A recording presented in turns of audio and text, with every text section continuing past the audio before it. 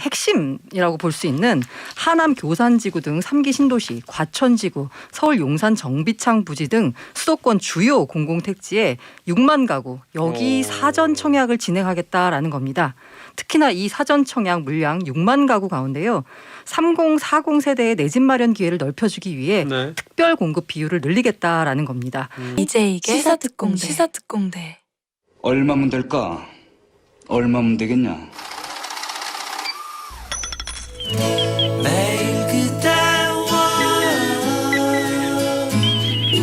도란도란 둘이서 얘기하고파.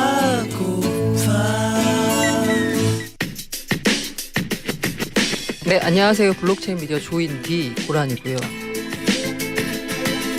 자, 코드 안에 자기소개가 들어가는 유일한 게스트입니다. 블록체인 미디어 조인디의 고란 기자님과 도란도란 얘기해보는 시간입니다. 돈 얘기하는 순서예요. 안녕하십니까? 네, 안녕하세요. 자, 오늘 할 게 많아서 뭐 이런저런 뭐 농담 따먹기나 하고 이러면 좋겠지만 뉴스가 오늘 많습니다. 일단 이 부동산 관련해서 30%라는 숫자가 딱 헤드라인에 찍혔습니다. 네. 내년 3만 가구가 한 30%싼 가격으로 청약받는다고요? 수요일마다 부동산 시장 점검 관계장관회의 연다고 했잖아요. 오늘이죠. 네, 근데 어제 열렸습니다. 어제 주에는. 네, 하루 어제 열렸고요. 제가 부동산 뉴스를 주로 메인 뉴스 들고 오는데 그 청취자 반응 봐서 야 부동산 지겹다 이러면 다음부터 안 들고 올게요. 아니요. 하나 정도 근데 있어야죠. 수요일마다 부동산 관련된 굵직한 얘기들이 많이 나와서 들고 올 수밖에 없는데요. 네. 어제 핵심은 뭐였냐면 그간 김현미 국토부 장관도 얘기했지만 왜 이렇게 30대가 영끌해서 집 사냐. 그거 하지 말고 청약해라라는 거였잖아요. 근데 청약이라고 하는 게 이른바 공급이잖아요. 공급. 네. 그러니까 정부가 그 청약해라. 라는 그 조언에 맞는 공급 대책을 내놓은 겁니다. 2022년까지 수도권 공공택지 37만 가구를 공급한다라고 했는데요. 네. 규모가 어느 정도냐라고 보면 분당 신도시 4개가 2022년까지 생긴다라고 보면 되고요. 진짜 많죠. 네, 그 가운데서 이제 눈길을 끄는 게 뭐냐면 그 가운데 약간 핵심이라고 볼 수 있는 하남 교산지구 등 3기 신도시, 과천지구, 서울 용산 정비창 부지 등 수도권 주요 공공택지에 6만 가구 여기 사전 청약을 진행하겠다라는 겁니다. 특히나 이 사전 청약 물량 6만 가구 가운데요. 30, 40 세대의 내 집 마련 기회를 넓혀주기 위해 특별 공급 비율을 늘리겠다라는 겁니다. 이 특별 공급이니까요. 기존 주변 시세와 비교하면 한 30% 싸게 나오는 겁니다. 그래서 벌써부터 이제 전문가들 사이에서는 야 청약 어떻게 하면 잘 받을 수 있는지 지금 벌써 전략을 세워야 된다 뭐 이런 얘기가 나오고 있고요. 다만 조금 아쉬운 게요. 아까 그 6만 가구 사전 청약 받는다라고 했을 때 기대했던 태릉 골프장, 과천 청사부지 여기가 약간 엑기스잖아요. 근데 여기는 빠졌습니다. 지금 서울 시내 이제 말하자면 한복판이라고 할 수 있는 곳은 용산 정도 남았네요. 네, 정비창. 맞습니다. 여기 빠졌어요. 이에 대해서 이제 김현미 국토부 장관이 TBS 라디오 김어준 뉴스공장에 나왔어요. 네. 아, 잭디 방송에 나오면 더 좋을 텐데 왜 저희 여기만 저 김현미라는 청취자가 있어서 괜찮습니다. 네, 알겠습니다.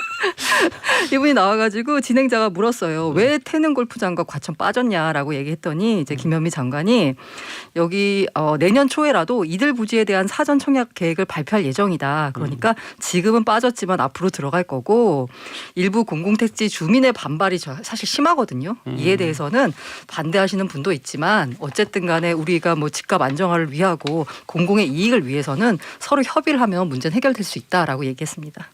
또 저 지켜봐야 될 문제네요. 이거는 그럼 어떻게 그렇죠. 될지 이 지역에 대해서는 일단 용산 정비창은 들어간다고 하고 부동산 정책 관련된 요 새로운 소식들 바뀐 것들 갖다 주시는 거 너무 좋다고 청취자분들이 계속 또 문자를 주고 오고 있습니다.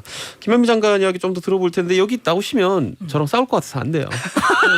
저하고 조금 이 시장을 보는 눈이 좀 다르신 것 같아가지고 네. 싸울 것 같아요. 그래서 또 불려갈 것 같아요. 그래서 안 될 것 같고 자 전해 주시죠. 그러면 우리 고란 기자님께서 또 뭐라고 어떤 얘기들이 나왔습니까? 그리고 오늘 아침 방송에 나와서 약간 눈이 번쩍 뜨 있는 또 발언 중에 하나가 뭐였냐면 진행자가 이 맞벌이 신혼부부 같은 경우에는 주택 청약 받기 어렵다는 얘기가 있다라고 질문하니까요. 자 우리가 그 이제 710 대책 때요 신혼부부와 생애 최초 특별 공급 요건을 완화했다 정부가. 그래서 가점은 낮지만 당첨될 수 있도록 했는데 이 문제가 뭐냐면 소득 요건입니다. 얼마인데요? 이 소득 요건이 약간 이른바 좀 빡빡하다 보니까 웬만한 사람들은 특히 이제 맞벌이의 경우에는 아예 신청 자체를 못 하는 거예요. 다 넘어가죠. 네, 이게 이제 그래서 요 소득 여건을 이번에는 좀 완화해 주겠다. 그래서 이제 이른바 보통 신혼부부들도 청약할 수 있도록 하겠다라는 건데요.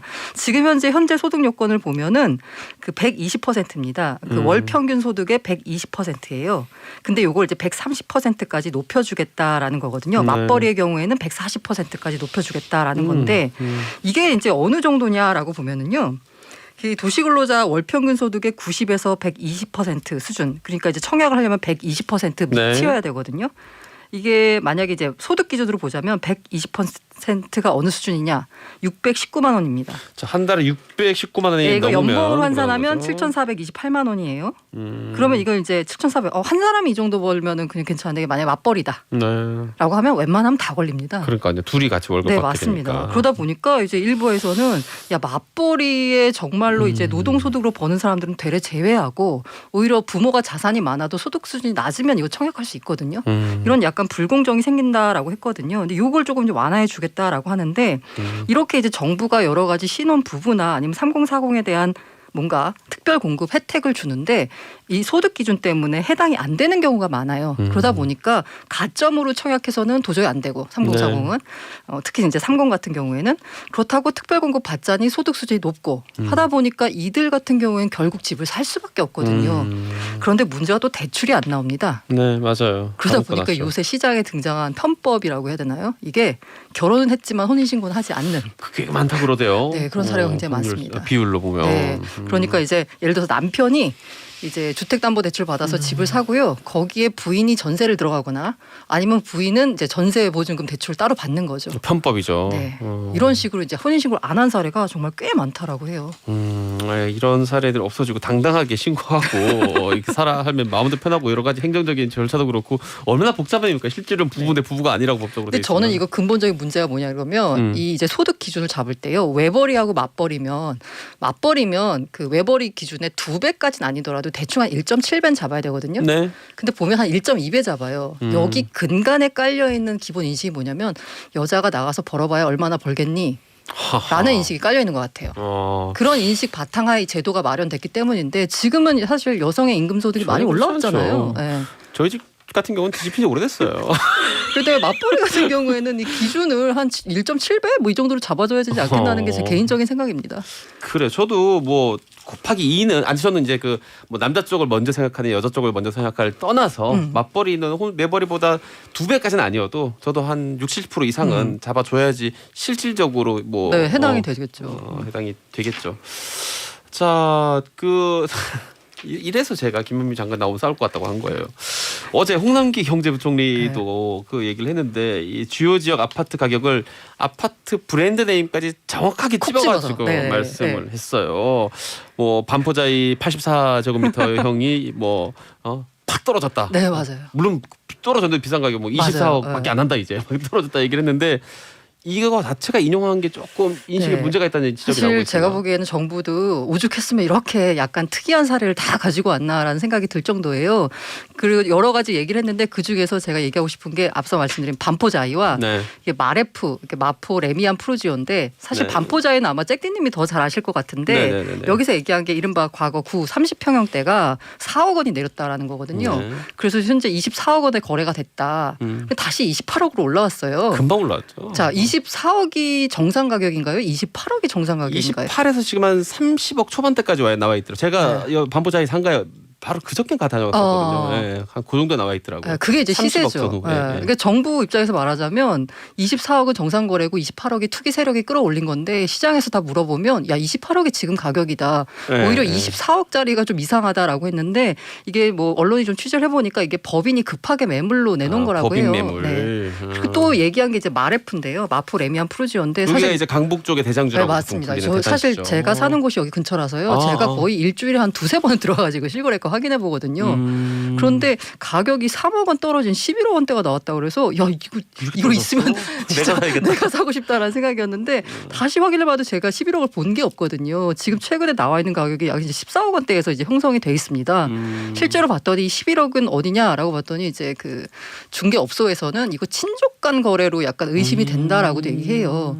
그래서 이제 정부가 우리가 8.4 공급 대책 이후 성과가 있어서 특정 아파트의 특정 브랜드 가격이 몇 억씩 떨어졌다라고 했지만 사실 그 떨어진 걸 보면은 그게 이상 거래고 오히려 그 이후에 다시 약간 정상 가격이라고 표현하기는 좀 힘들지만 시장 가격이 다시 올라왔거든요.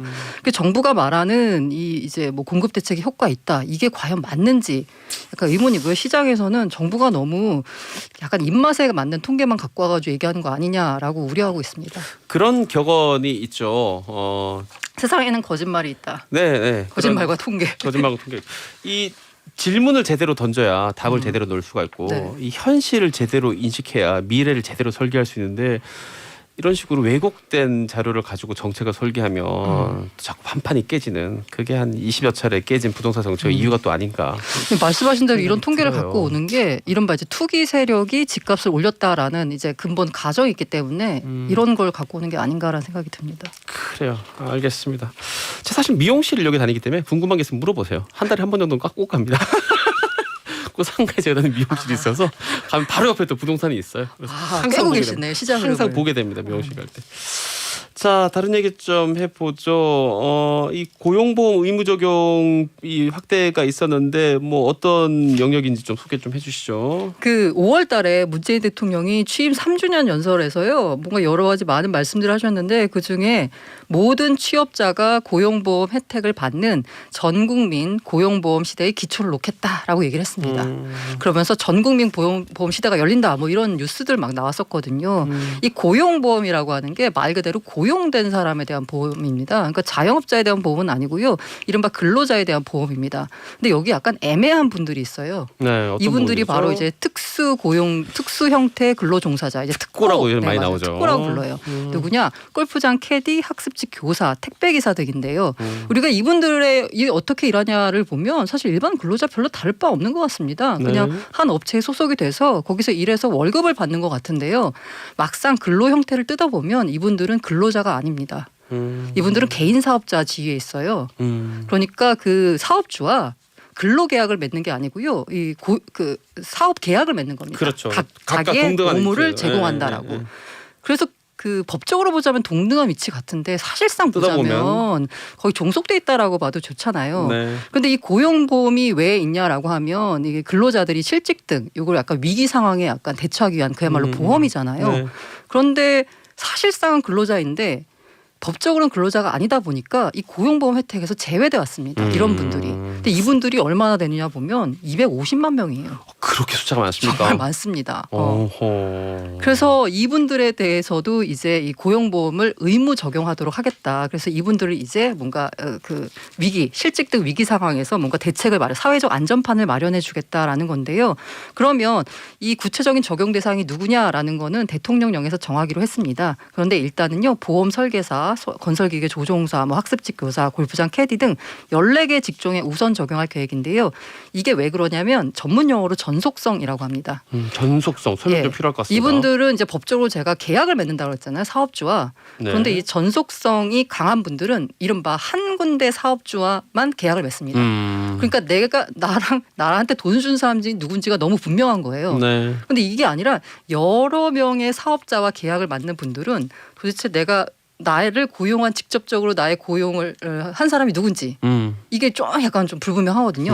그래서 이런 건 일단은 제외하고요. 일단 시작은 전속성이 강한 그러니까 누가 봐도 이 사람은 고용주로 보인다. 네. 라는 게 좀 보이는 그런 직종에 한해서 일단 시작하기로 했습니다. 그런데요. 이거 두고 말이 많습니다. 왜 그렇죠? 사실 일단 취지만 놓고 보자면 엄청 좋아 보이잖아요. 네. 위기 상황에 이제 이런 약간 그러니까 애매한 안전판이 분들까지 되니까. 사회적 안전판을 마련할 수도 있고요. 그런데 이제 당사자가 되는 사람을 두 사람으로 볼 수 있습니다. 하나는 재계, 이른바 이제 사업주죠. 네. 하나는 이런 특고 네. 본인이 되겠고요. 일단 재계 입장에서 보겠습니다. 당연히 찬성하지 않겠죠. 그렇죠. 네. 왜냐하면 지금까지 이들과 고용계약을 뭐 근로계약이라고 보기보다 이제 사업계약, 네. 노무를 제공받는 계약을 맺었지만 보험료 안 냈거든요. 그렇죠. 근데 이 법안에 보면 보험료를 이제 반반씩 부담하도록 되어 있습니다. 그러니까 내 돈 나가는 거잖아요. 그러니까 당연히 반발합니다. 그리고 이분들이 이제 주장하는 게 뭐냐면 해외에도 유사 사례가 있는데 해외에서 이 경우에 누가 보험료를 부담하느냐를 보면 그 특고 그 종사자 그 본인이 부담한다는 거예요. 외국 같은 경우는. 네. 근데 왜 이걸 사업주가 한국으로 내야 되느냐라면서 이제 반발하는 거죠. 오케이. 그러면 이제 당연히 이제 특고 종사자 이 당사자들 진짜 본인들의 입장이 궁금할 텐데 네. 이분들의 입장에 대해서 설문조사한 결과를 전경련 산하에 있는 한국경제연구원 한경연이 내놨습니다. 네, 들어보죠. 이게 조금 약간 이 설문조사 결과가 진짜 맞냐라고 의심할 수밖에 없는 게 이게 관계 충돌이 있는 쪽에서 내놓은 거거든요. 전경련 산하단체니까 전경련의 입장, 재계 입장을 대변할 수밖에 없는데 네. 여기서 특고 종사자를 대상으로 한 설문조사를 내놓은 거예요. 그래서 이 결과를 과연 100% 믿을 수 있느냐? 일단 우리 이렇게 알고 들어가겠습니다. 에 대해서는 약간 의심할 수밖에 네. 없지만 어쨌든 눈여겨볼 부분이 있는 게요. 어쨌든 그 특고 종사자 234명을 대상으로 설문조사를 해봤더니 63%가 일괄적인 고용보험 가입에 반대한다라고 의외네요. 했습니다. 자, 아까 제가 말씀드린 그 전제는 일단 좀 감안하시고요. 네. 근데 이유를 들어보면 좀 납득이 돼요. 왜 그렇죠? 왜? 일자리가 불안하기 때문에 68%였습니다. 아하. 왜냐면요. 이렇게 되면 제가 아까 말씀드린 대로 사업주가 보험료를 부담한다고 했잖아요. 그러니까 이제 그 약간 애매한 경우가 있습니다. 사람을 한 명 더 쓸 수도 있고 안 쓸 수도 있고 애매할 때 내 돈 나가는 게 더 커지면 그냥 아예 안 쓴다는 쓰는 거죠. 경우로 간다 이거죠. 그러니까 아예 일자리가 줄어든다는 겁니다. 게다가 사람을 쓰면 보험료까지 내야 돼? 에이 기계 쓰지 뭐. 라면서 이제 무이나 자동화가 더 촉진된다는 거죠. 이것 때문에. 지금 우리가 수많은 그런 식당들이나 체인점들을 볼 수 있는 키오스크가 갑자기 네, 확 맞습니다. 늘어난 1, 2년 사이에 지금 엄청 많아졌죠 키오스크가. 네. 그리고 이제 특고 종사자들 입장에서는요. 이 고용보험료 산정을 하려면 소득 신고를 해야 되거든요. 근데 이게 살짝 부담이 되기도 합니다. 사실 이전에는 소득 신고를 100% 다 안 했어도 괜찮았는데 네. 이게 100% 해야지 내가 나중에 다 혜택을 받을 수 있는 거잖아요. 게다가 여기서 이제 소득 신고를 만약에 제대로 하면은요.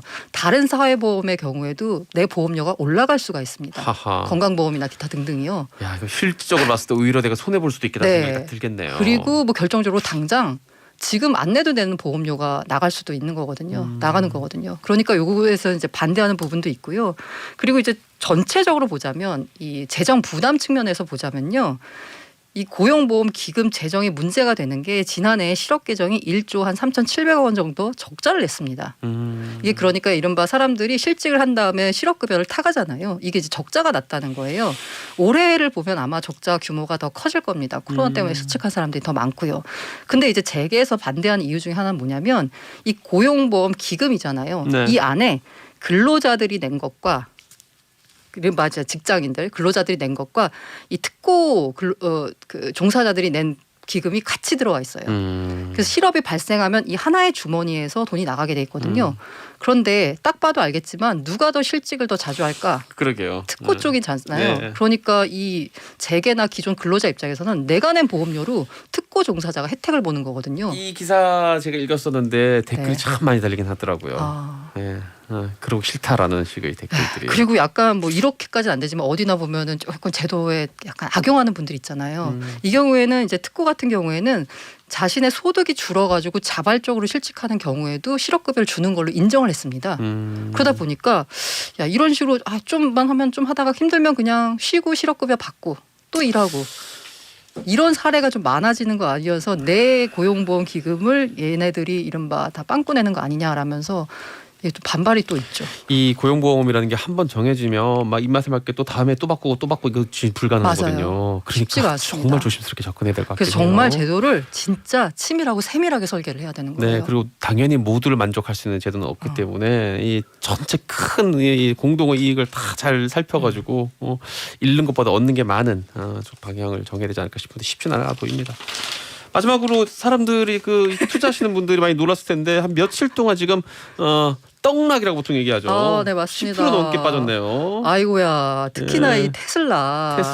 지금 뭐 우리 만슬라 뭐 2,000슬라 뭐 네. 난리도 아니었죠. 뭐라고 했는데요. 어제 테슬라 주가가 어제 20% 넘게 폭락했습니다. 하루에 근데 요게 이제 월요일 날 미국이 휴장을 했어요. 근데 네. 그 직전 거래일인 지난주 금요일에 얼마 떨어졌냐면 16% 떨어졌거든요. 그러니까 이틀 새 이제 30% 넘게 폭락을 했고요. 30% 넘게 폭락했다는 얘기는 3분의 1 토막 났다는 겁니다. 그러게요. 고점 대비. 그런데 뭐 약간 또 비교를 하자면 많이 올랐기 때문에 떨어졌다라고 볼 수도 있는 게 뭐 3배 4배 오르고 30% 빠진 거죠. 연초 이후 8배 올랐습니다. 8배.